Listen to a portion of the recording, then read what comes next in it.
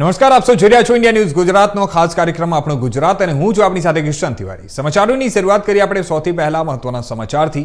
વાત કરીએ આપણે તો ઈરાન ઇઝરાયલ યુદ્ધ જેવી તણાવભરી પરિસ્થિતિને કારણે હવે દુબઈમાં સુરતના કુલ 20 પ્રવાસીઓ ફસાયા હતા, જેમાંથી 5 પ્રવાસીઓ દુબઈથી સ્પેશિયલ રિલીફ ફ્લાઇટ મારફતે મુંબઈ પહોંચ્યા હતા અને ત્યારબાદ તેઓ ટ્રેન મારફતે સુરત પરત ફર્યા હતા। સુરત પહોંચતા જ પરિવારજનો દ્વારા તેમનું બુકે આપી અને હાર્દિક સ્વાગત કરવામાં આવ્યું હતું। ત્યારે લાંબા સમય બાદ પોતાના જે સગા સંબંધીઓને મળતા પ્રવાસીઓ અને પરિજનોની આંખોમાં ખુશીના આંસુ જોવા મળ્યા હતા અને આ દરમિયાન હોળી અને ધૂળેટીનો તહેવાર હોવાના કારણે ત્યાં એકબીજાને રંગ લગાવી શુભેચ્છાઓ પણ પાઠવવામાં આવી હતી।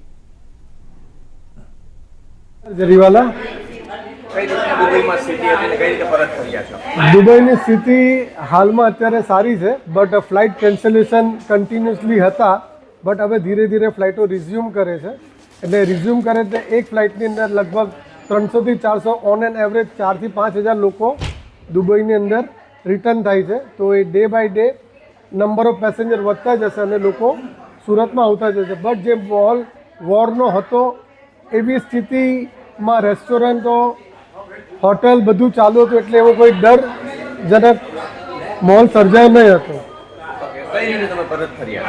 પરત લગભગ હું 2 દિવસ કન્ટિન્યુઅસલી એરપોર્ટ પર જઈને ટિકિટની માંગ કરતા હતા અને એમાં અરાઈઝે અહીંયાથી ટિકિટ જે ઓપન થઈ એ કરીને અમે પાછા પરત આવ્યા છે। પરિવારમાં ખુશીનો ખૂબ જ માહોલ છે, બધા ભાવુક થઈ ગયા છે, કારણ કે જ્યારે એક દેશની અંદર યુદ્ધની સ્થિતિ હોય અને સ્થિતિમાંથી બહાર આવીને પરિવારજનોને મળીએ તો એ ઘણો આનંદનો।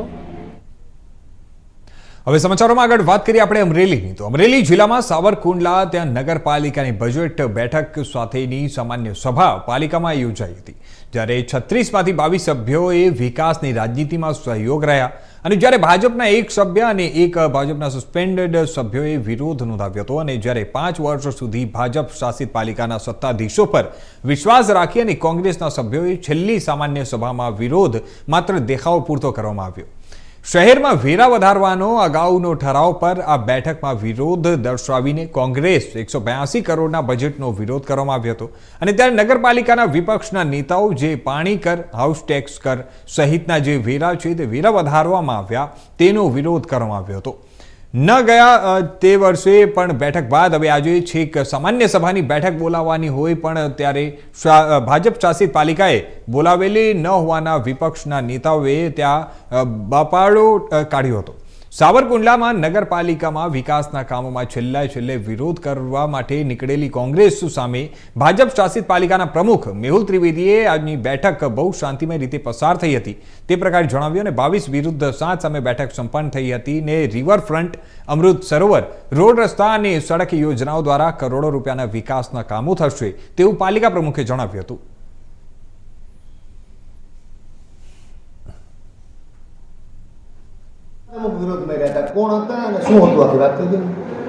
આજની સામાન્ય સભા બહુ વ્યવસ્થિત રીતે, બહુ સારી રીતે અને સારામાં સારી સાધારણ સભા અને બજેટ બેઠક આજે સર્વાનુમતે ન કહેવાય પણ 22 વિરુદ્ધ 7 મતે પસાર થઈ છે।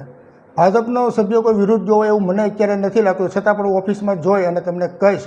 પણ જે સાવરકુંડલાના વિકાસના કાર્યો છે, જ્યારે રિવરફ્રન્ટ છે, કોમ્યુનિટી હોલ છે, કોમ્યુનિટી હોલ અત્યારે એક વિભાગ ચાલુ છે, બીજા વિભાગનું આપણે વિકાસના માટેનું લીધું છે, અમૃત સરોવરની અંદર બીજો વિભાગ લીધો છે, પછી રોડ રસ્તાઓના કામ છે, ઓજીની ગ્રાન્ટ છે, સડક યોજનાની ગ્રાન્ટો છે, આ બધી ગ્રાન્ટો સભ્યો સાથેની સુલેહભરી ચર્ચાને અંતે બધું વિકાસલક્ષી કામો કાર્ય કરવાનું નક્કી કર્યું છે। 2.5 વર્ષ સુધી મને જે સભ્યોએ સહકાર આપ્યો છે, ગામમાંથી પત્રકાર મિત્રોએ પણ જે મને સહકાર આપ્યો છે, એ બદલ આ છેલ્લી સભાની અંદર એમનો પણ હું આભાર માનું છું। કોંગ્રેસના કેટલા સભ્યોએ વિરોધ કર્યો, ભાજપના કેટલા હતા? કોંગ્રેસના 5 સભ્યો હતા અને 1 અન્ય સભ્ય હતા, એમ કરીને 6 સભ્યો અને 1 સભ્ય બીજા, એમ કરીને 7 સભ્યોનો વિરોધ છે એવું મને પ્રાથમિક લાગે છે। વિરોધ દર્શાવેલો છે કોંગ્રેસના સદસ્યોએ અને 182 કરોડનું બજેટ હતું અને સંપૂર્ણ વિરોધ કરેલો છે અને આપણે જૂના જે ભાવ વધારા કરેલા છે હાઉસ ટેક્સના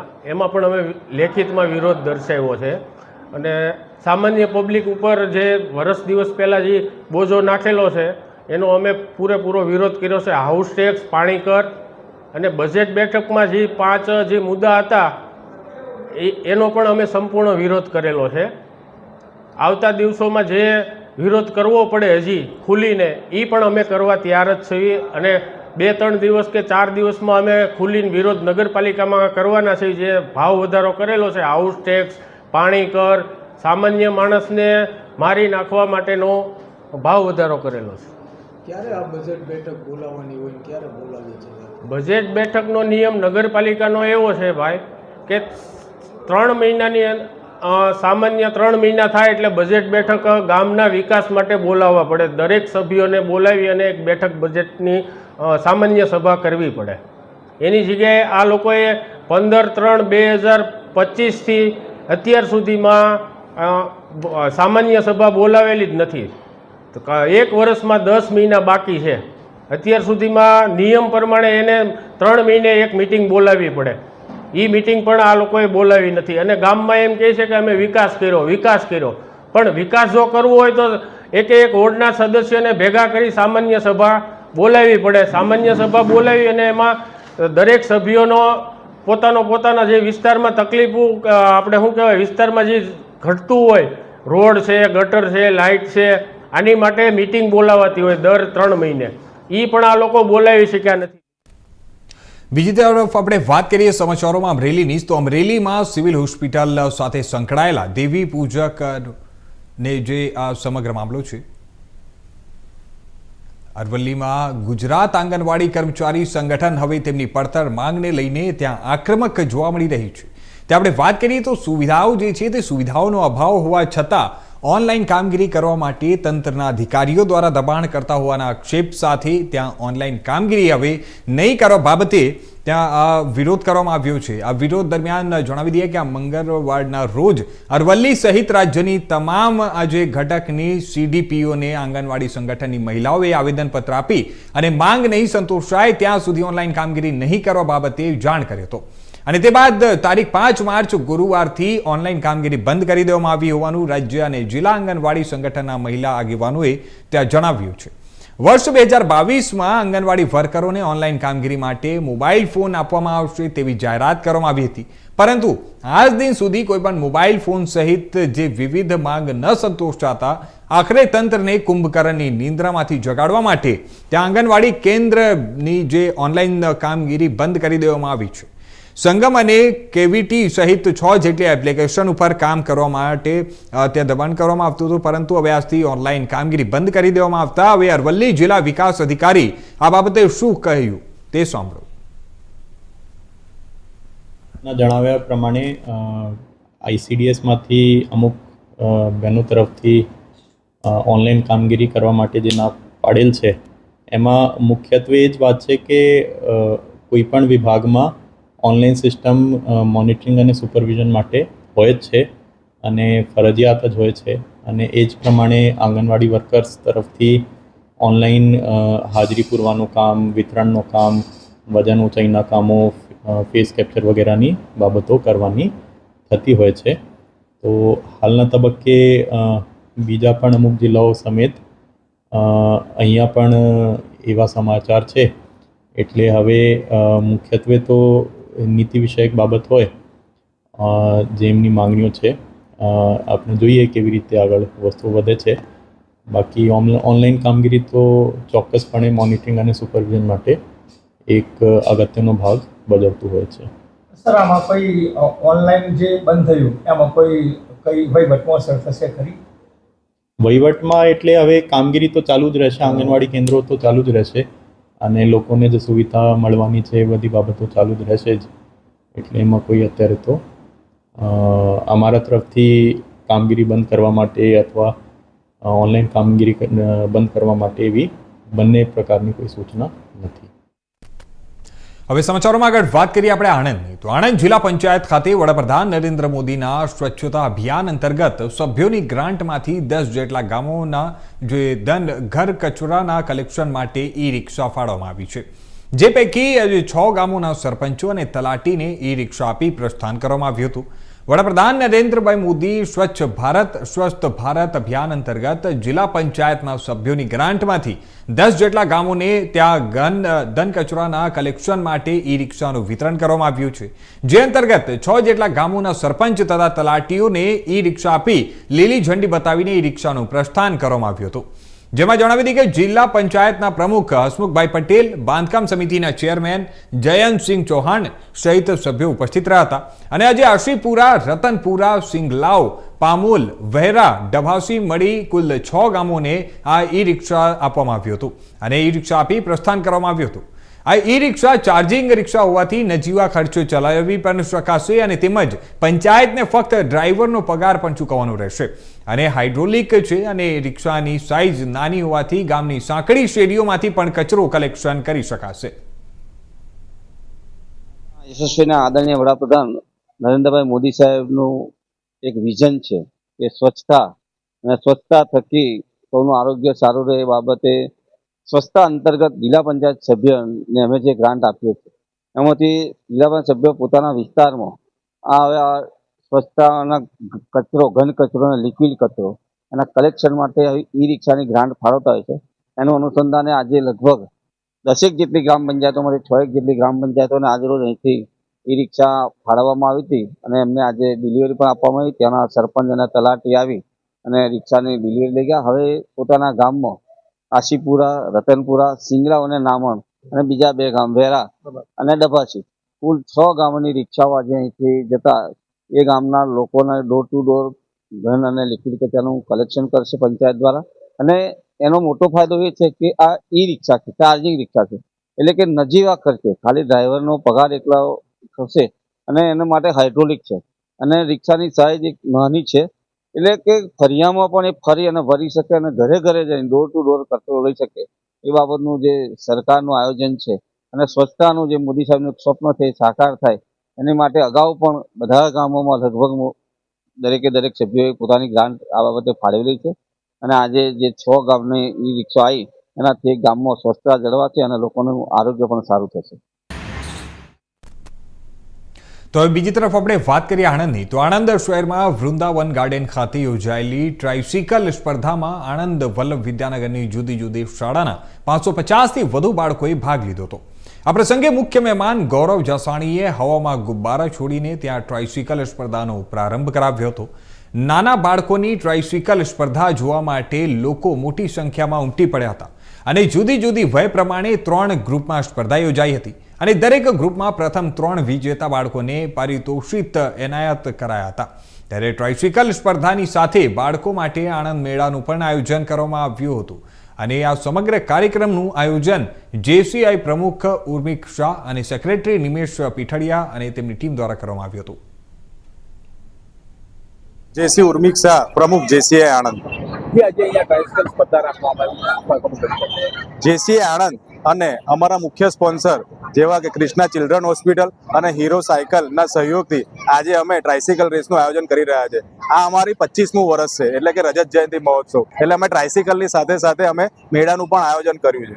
અમે આ વર્ષે અમને 550થી વધુ બાળકોના રજીસ્ટ્રેશન મળ્યા છે અને આ સ્પર્ધા અમે 3 ગ્રુપમાં આયોજિત કરીએ છીએ. અમે દરેક બાળકને અમે કીટ આપવામાં આવે છે તેમજ વિજેતાઓને ઇનામ તો ખરું જ અને દરેક બાળકોને અમે કીટની સાથે સાથે મેળાનું ફ્રી ઓફ કોસ્ટ અમે આયોજન કર્યું છે અને એની સાથે સાથે અમે રિફ્રેશમેન્ટનું પણ આયોજન.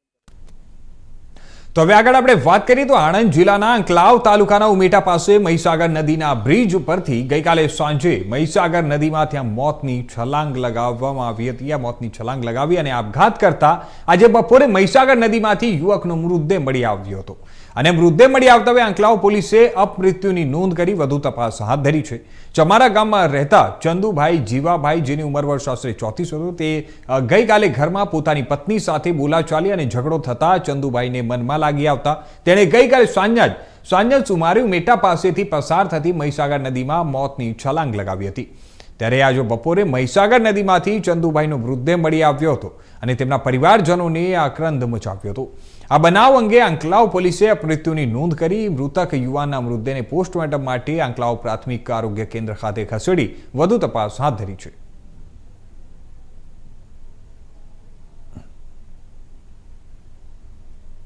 તો હવે આગળ આપણે વાત કરીએ સમાચારોમાં વડોદરાની. તો વડોદરાના 17 વર્ષીય જેનિલે કમાલ કરીને ડિફેન્સ ટેકનોલોજીમાં એક અનોખો ઇતિહાસ રચી દીધો છે.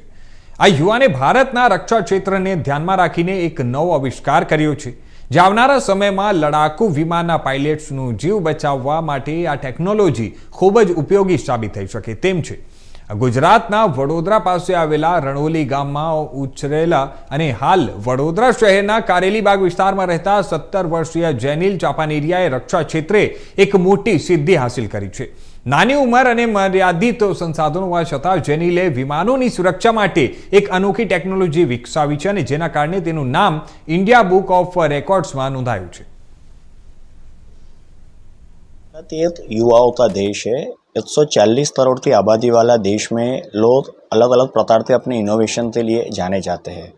इंडिया जो है अभी पूरी दुनिया में एक अपना अलग इनोवेशन के लिए अभी काफ़ी डिमांड में है. आज हम लोग बात करेंगे गुजरात के बड़ौदा शहर से, जहाँ पे 17 साली युवक ने एक डिफेंस सिस्टम में एक अनोखा इनोवेशन किया है. मिथ फाइटर और जेगुआर के जो क्रैशिश की घटनाएँ सामने आ रही है, उस घटनाओं को लेकर ये जो 17 सालीय युवक है वडोदरा का, जो पारू यूनिवर्सिटी में अभी पढ़ाई करता है, उसने एक अलग इनोवेशन किया हुआ है जिसको उसका पेटेंट भी मिल चुका है. तो हम लोग अभी बात करेंगे वो जेनिल से और जानेंगे कि उन्होंने रक्षा क्षेत्र के लिए क्या इनोवेशन किया है और इससे आने वाले दिनों में इंडियन डिफेंस सिस्टम को कितना फ़ायदा होगा. जी जेनिल, आपने जो अभी डिफेंस सिस्टम में जो अनोखा इनोवेशन किया है तो उसके बारे में जरा थोड़ा बताइए. मैंने मेरा एक इंडियन एयरफोर्स के लिए फाइटर जेट की कैनोपी के सिस्टम बनाया, जो कि प्योरली मैकेनिकल सिस्टम है, और वही हमारे पायलट की सेफ्टी के लिए मैंने बनाया है. Fully working on mechanical system. उसका नेम है ALCAS, auto locking canopy activation system. तो इसका कहाँ से प्रेरणा मिला और ये किस तरह से काम करेगा? मैंने लास्ट ईयर देखा था जैगुआर क्रैशेस. न्यूज़ में कुछ अलग न्यूज़ मिले थे और रियल न्यूज़ कुछ अलग थे. तो मेरे है मेंटर जो रिटायर्ड फाइटर पायलट है, उनके थ्रू मैंने कांटेक्ट करके थोड़ा कनेक्शन बिल्डअप करके उनसे बात की. तो उन्होंने रीज़न बताया कि कैनोपी में ही प्रॉब्लम है. फिर मैंने 6 to 7 मंथ्स का रिसर्च वगैरह करके पूरा उसका सॉल्यूशन निकाला कि क्या प्रॉब्लम है, क्या उसका सॉल्यूशन ला सकते हैं. उसका लॉकिंग मैकेनिज़्म में ही एक इश्यू था, वही मैंने उसका सॉल्व किया है. तो ये किस तरह से काम करेगा और थोड़ा जरा उसके बारे में हमारे दर्शक मित्रों को बताइए कि जो ये सिस्टम आपने बनाया वो एक्चुअली क्या है और ये किस तरह से काम करता है. फर्स्ट ऑफ ऑल कैनोपी तो एक कॉकपिट के ऊपर का डोर टाइप ग्लास है, जो इमरजेंसी के टाइम पे प्रॉपर लॉक होना ज़रूरी है. अगर वो लॉक नहीं होएगा तो फिर वो वर्क नहीं करेगा, डायरेक्ट पायलट इजेक्ट भी नहीं कर पाएगा.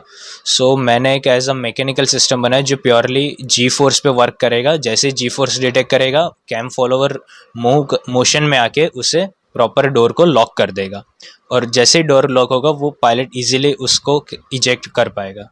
तो इसके जरिए आपको क्या लगता है कि ये अपनी जो डिफेंस सिस्टम है और जो पायलट की जान जा रही थी, क्योंकि एक पायलट को बनाने के लिए बहुत सारी मेहनत लगती है, तो इससे कितना डिफेंस सिस्टम को फ़ायदा हो? मेरा तो एक एज अ बैकअप सिस्टम है. मैंने ना ही एक्चुअल सिस्टम को चेंज किया है. एक्चुअल सिस्टम हमारे पास इलेक्ट्रिकल पावर और हाइड्रोलिक सिस्टम ऑलरेडी प्रेजेंट है, बट वो होने के बावजूद भी इतने सालों से ऐसे ही क्रैशेस देखने को हमको आ रहे हैं. वो ना हो इसलिए हमने एज अ मैकेनिकल सिस्टम बनाया है प्योरली. तो इसके लिए आपको कौन सा अप्रिशिएशन मिला है और कुछ आपका रिपोर्ट्स में भी नाम आया है, तो उसके बारे में जरा बताइए. मुझे इसके लिए इंडिया का यंगेस्ट डिफेंस इनोवेटर का HURS मिला है, जो कि इंडिया बुक ऑफ रिकॉर्ड्स में मेरा ऑलरेडी मार्क्ड है, और ऐसे ही मैं और भी अपने देश के लिए और भी आगे करना चाहता हूँ. आपका जो पैटर्न है जो आपने बनाया है वो अभी पैटर्न हो चुका है? यस, ऑलरेडी फाइल्ड हो चुका है पैटर्न और पब्लिश भी हो चुका है. ओके. और क्या मैसेज देना चाहते हैं आगे, आपका क्या कुछ गोल है इस बारे में जाने के लिए? मेरा अभी गोल है कि मैं अभी DRDO के साथ और इसके साथ ये प्रोजेक्ट को लेके आगे जाऊँ. उनसे बात चल रही है अभी, और देखते हैं आगे क्या होता है. ये है हमारे डिफेंस सिस्टम में जो अनोखा उन्होंने लॉकिंग सिस्टम किया है, जिससे जो हमारे पायलट से जो इमरजेंसी सिस्टम होती है, जब प्लेन क्रैश होने वाला होता है, तब पायलट एक बटन दबा के इमरजेंसी लॉकिंग करते हैं, इजेक्ट करते हैं अपने आप को, जो पूरी सीट के साथ पायलट प्लेन क्रैश हो जाता है, लेकिन पायलट वहाँ से बचते बाहर निकल जाते हैं, लेकिन उसमें काफ़ी दिक्कतें आ रही थी. तो इस चीज़ को लेकर ये जो स्टूडेंट है, जो 17 सालीय जेनिल चापानेरिया है, उन्होंने एक इनोवेशन किया है, जो खुद डिफेंस सिस्टम था, एरोनॉटिकल्स था, पारुल यूनिवर्सिटी में अभ्यास करते हैं, जो अभी तीसरे साल में पढ़ रहे हैं। और इन्होंने ये जो इनोवेशन बनाया उससे काफ़ी पायलट की जान बच सकती है, जो हमारे देश के लिए बहुत बड़ी बात है। और इसके लिए उनका लिम्का बुक ऑफ रिकॉर्ड्स में भी स्थान आया हुआ है। और आप आधे अगर बात की जाए तो उनको आधे डिफेंस सिस्टम में DRDO के साथ मिलकर उनका आधे कैरियर बनाने की इच्छा है। Himanshu Joshi, India news. તો હવે સમાચારોમાં આગળ વાત કરીએ આપણે આણંદની. તો આણંદ જિલ્લાના ખંભાત શહેરના જાગનાથ મહાદેવની ત્યાં ચાલી વિસ્તારમાં તોફાની તત્વો બેફામ બન્યા હોવાનો ગંભીર બનાવ સામે આવ્યો છે. તોફાની તત્વો દ્વારા વિસ્તારમાં ભારે પથ્થરમારો કરવામાં આવ્યો હતો. અંદાજે 10 જેટલા ઘરો પર પથ્થરમારો કરી અને તોડફોડ કરવામાં આવી હતી. જણાવી દઈએ કે આ મકાનોના દરવાજા તોડી નાખવામાં આવ્યા હતા, જ્યારે બાઇક, એક્ટિવા સહિતના ત્યાં વાહનોને પણ નુકસાન પહોંચાડવામાં આવ્યું હતું.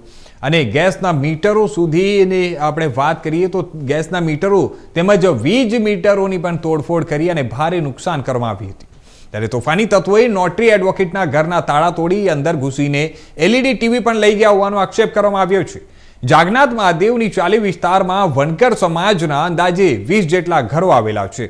અને જેને લઈને ત્યાં અસામાજિક તત્વો જે માહિતી મુજબ ત્યાં ચુનારા સમાજના 100થી વધુ લોકોનું ટોળું વિસ્તારમાં ધસી આવ્યું હતું અને જે એ લોકો ઉપર હુમલો કરવામાં આવ્યો હતો. ભારે પથ્થરમારો કરી અને મકાનોના દરવાજા તથા વાહનો પણ તોડી નાખવામાં આવ્યા હતા.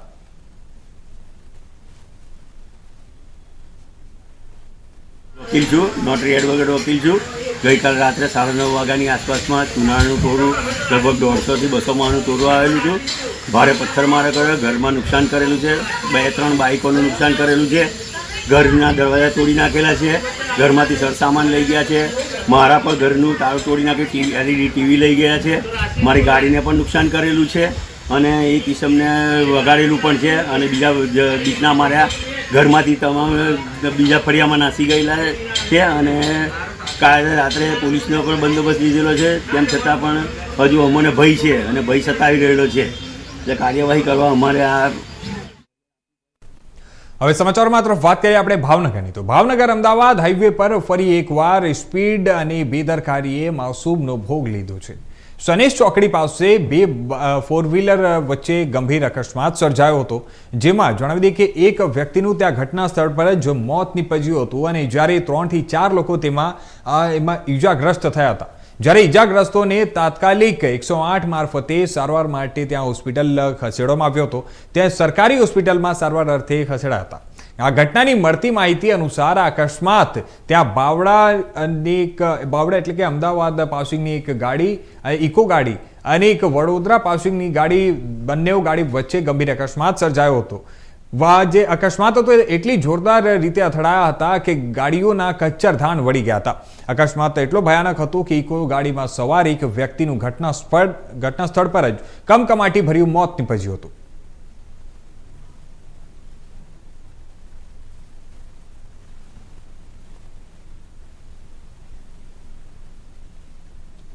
હવે વાત કરીએ આપણે વલસાડની. તો વલસાડના તિથલ રોડ પર આવેલા સરદાર હાઇટ્સ બિલ્ડિંગમાં ફરી એકવાર લિફ્ટ સંબંધિત ઘટના સામે આવી છે. સરસ્વતી વિંગની લિફ્ટમાં ત્યાં 2 બાળકીઓ અંદર જ ફસાઈ જતા બિલ્ડિંગમાં દોડધામ મચી ગઈ હતી.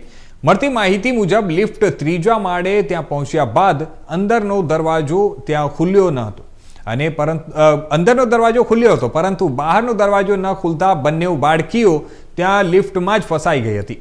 ત્યારે થોડા સમય સુધી લિફ્ટમાં ફસાઈ જતા ત્યાં બાળકો ગભરાઈ ગયા હતા અને ત્યારબાદ સ્થાનિક લોકો દ્વારા તેમને બહાર કાઢવાની કાર્યવાહી કરવામાં આવી હતી.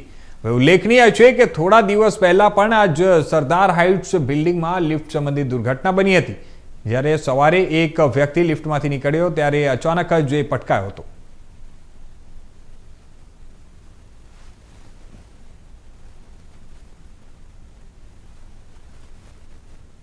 તો આ હતા અત્યાર સુધીના મુખ્ય સમાચારો. વધુ સમાચારો માટે જોતા રહેજો ઇન્ડિયા ન્યૂઝ ગુજરાત.